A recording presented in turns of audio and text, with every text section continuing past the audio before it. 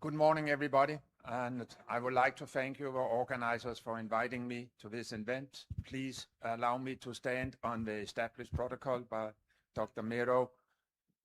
There has been a lot of talking from up here.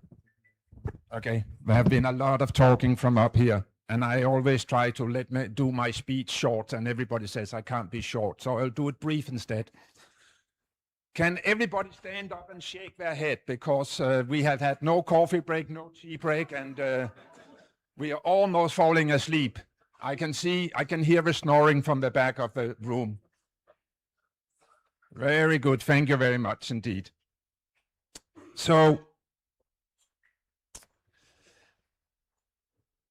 what are you doing in your daily work as rural advisors, public extension workers? You are implementing what they are talking about at the UN summit. Don't forget that. Be proud of what you are doing, because all the big people in the world are talking about food system transformation, climate adaptation, and all of this. If that is to happen, it has to happen through behavioral change at the farm. Behavioral change at the farm will only happen because you are doing your job. Nobody with the ties and with these ones are ever going to the farmers, are ever changing. They are making all the jobs that needs to be done, but without your daily work, nothing happens. So I think I would like all the advisors to give themselves a big round of applause. What we can do here at the high table, what we can do at the global level, is to help create the enabling environment for your daily work. That is our task, and we have heard a lot of talk about it, and I can hear the passion from the high table. So I'm very happy to hear that.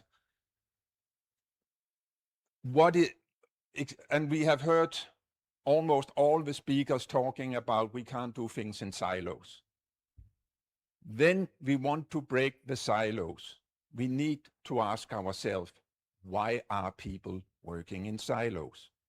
Because talking about breaking the silos without understanding why the silos are there will not break the silos. I have been in this business for several decades, and we talked about breaking the silos 20, 30 years ago. The silos are still there. So policymakers look at what are the incentives for doing what people are doing where they are. If you are a researcher, either in NARO or in the university, you are measured on your publications. You are not measured on your impact on farm. So what is your incentive to do it? It's not there. So we have to think about, when government make bills, when government make plans, how do we put in mechanisms that encourage people to collaborate? Because we are all opportunistic.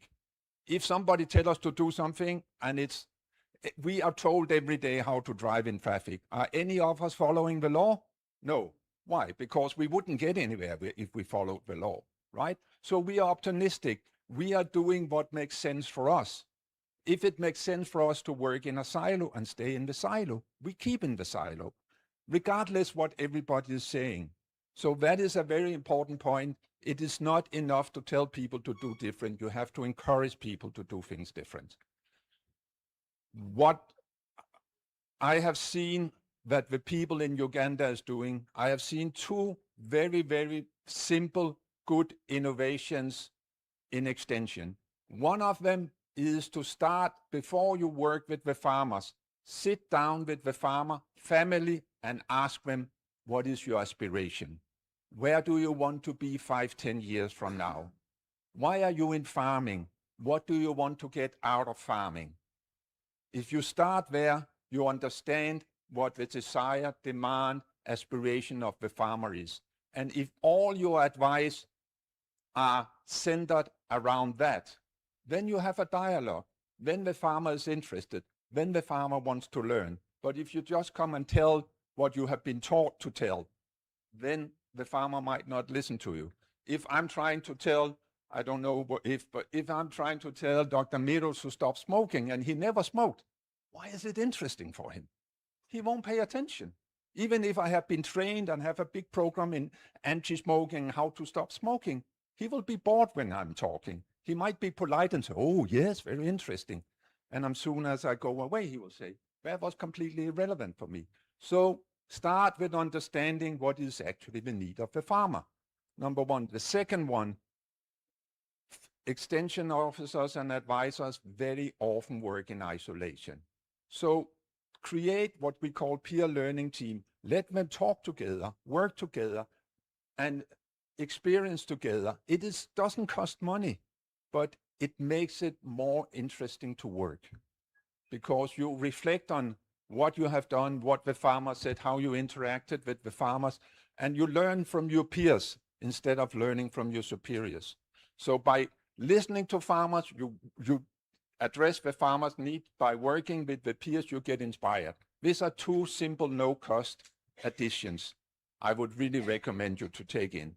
When we talk about farmer extension offer ratio, we always said it's very bad. But very often, if you go and ask in a country, they would only count the public extension service. They do not take the farmer organizations advisors, the NGO advisors, the religious-based advisors, or the private sector. So when you measure farmer advisor ratio, you have to look at the whole pluralistic landscape. Otherwise, you get a very distorted picture. And I think we were hearing about a new bill from government. I don't think in any countries that we will go back to the monolithic situation where government did extension because the resources are not there. So I'm very happy to hear that you have embraced in Uganda the pluralistic system. But you also have to it's one thing is to embrace it, but when you make your legislation, create an enabling environment for all the other players and understand what is it that makes them collaborate. What is the incentive for them? What is the incentive for the private sector to come today? What is the incentive for the NGOs to be into this space? What is the incentive for MAIF and the public system? As the more you understand this, the more you can design your policies and programs. And for me, the problem is not that we don't know what to do. The problem is that we don't do what we know we should be doing. And we have to understand why are we not doing that? What are the limiting factors? When you look at farmers, knowledge is not enough. I will come back to what you were talking about, Dr. Lihazi. Knowledge is not enough. If the farmer doesn't have any financial means or any resources to act on the knowledge, what is the knowledge worth? Nothing. If the farmer have access to knowledge and some financial resources, but wants to go to market and there's no market. So it's a lot about access to different things. And I think, again, coming back to the digital tools, one of the things that we have seen that digital tools can do is that they can bundle all these things. So when you come as an extension worker with your phone and with your app of a digital tool, you can reach finance, you can reach market access, you can reach weather reports, you can reach input suppliers. So you become a one-stop shop that somebody was talking about as an extension worker by having this mobile tool. And also what we have seen globally in digitalization of extension, this is not, the public sector is not the best ones to do this, sorry to say. I mean, we have seen in country that they put up a help phone. When does the help phone work? 8 to 4 every day, not in weekends. When do farmers have problem? 24/7. So therefore, what we see is that in the initial phase of establishing it, the public sector is important, but when you come to commercialize and running it, it has to be the private sector who takes the lead. So you should go into public-private partnerships when you do digitalization, and each of the players has a distinct role in that partnership. We need to go to the global level and say extension works. What we miss is resource allocation. We can't do, they keep talking about impact at scale. There will be no impact at scale without the advisory service. And there will be no impact at scale if the advisory service, together with all the other stakeholders in what we call agricultural knowledge and innovation system, doesn't break down the silos. But people inside the silos can't break them alone. They need to work with government and finding incentive systems that actually fosters collaboration. Then we can move forward. I think that is my words for today. Thank you very much indeed.